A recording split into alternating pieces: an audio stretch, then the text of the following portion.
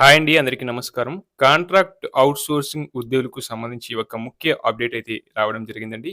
ఇక విషయంలోకి వెళ్తే మల్కాజిగిరి మున్సిపల్ కార్పొరేషన్ పరిధిలో పనిచేస్తున్న మున్సిపల్ కాంట్రాక్ట్ కార్మికులకు కనీస వేతనం రూ. 26,000 ఇవ్వాలని, ఉద్యోగ భద్రత కల్పించి కాంట్రాక్ట్ కార్మికులను పర్మనెంట్ చేయాలని సీఐటియు మేడ్చల్ జిల్లా సహాయ కార్యదర్శి శ్రీనివాసులు డిమాండ్ చేశారండి.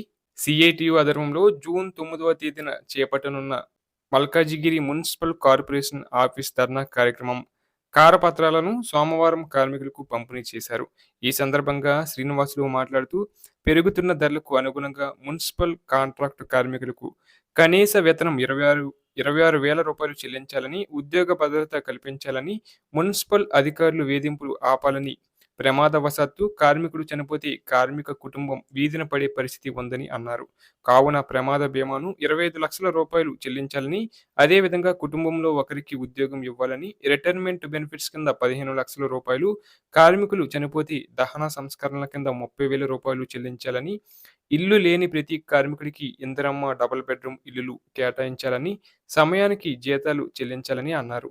తదితర డిమాండ్లతో తర్నకాలోని మల్కాజ్గిరి మున్సిపల్ కార్పొరేషన్ కార్యాలయం ముందు చేపట్టనున్న ధర్నా కార్యక్రమంలో కార్మికులు పెద్ద సంఖ్యలో పాల్గొని విజయవంతం చేయాలని ఆయన కోరారు. అలాగే మరొక విషయానికి వెళ్తే, సమస్యల పరిష్కారం కోసం నేషనల్ హెల్త్ మిషన్ లో పనిచేస్తున్న వేలాది మంది ఉద్యోగులు ఎదురు చూస్తున్నారు. ప్రభుత్వాలు మారుతున్నా తమను పట్టించుకోవడం లేదని ఆవేదన వ్యక్తం చేస్తున్నారు. ఉమ్మడి జిల్లాలో సుమారు 2,000 మంది ఉద్యోగులు ఎన్హెచ్ఎంలో వివిధ కేడర్లలో పనిచేస్తున్నారు. వీరిలో స్టాఫ్ నర్సులు, ల్యాబ్ టెక్నీషియన్లు, ఫార్మసిస్టులు, ఆప్థాల్మిక్ అసిస్టెంట్లు, ఎంఎల్హెచ్పిలో ఉన్నారు.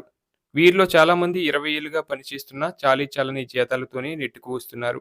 వీరంతా విధుల్లో చేరినప్పుడే ఏటా 5% వేతనాలు పెంచాలని నిబంధనల్లో ఉంది. అయితే ప్రభుత్వాలు వాటిని అమలు చేయడం లేదు. ఎన్హెచ్ఎం ప్రోగ్రామ్స్ను కేంద్ర, రాష్ట్ర ప్రభుత్వాలు 60:40 నిష్పత్తిలో నిధులను వెచ్చిస్తూ అమలు చేస్తున్నాయి. కేంద్రం ఇచ్చే నిధులను రాష్ట్ర ప్రభుత్వాలు ఇతర అవసరాలకు వినియోగిస్తూ తమకు సకాలంలో జీతాలు పెంచడం లేదని వాపోతున్నారు. 2018లో అప్పటి సీఎం చంద్రబాబు నాయుడు 50% వేతనాలు పెంచారని, 2022లో పీఆర్సీ ప్రకటించినా ప్రభుత్వం తమ జీతాలను మాత్రం 21% పెంచిందని అంటున్నారు. వేతనాలు పెంచాలని కోరుతూ ప్రజా ప్రతినిధులు చుట్టూ తిరుగుతున్నప్పటికీ ప్రయోజనం దక్కడం లేదని వాపోతున్నారు.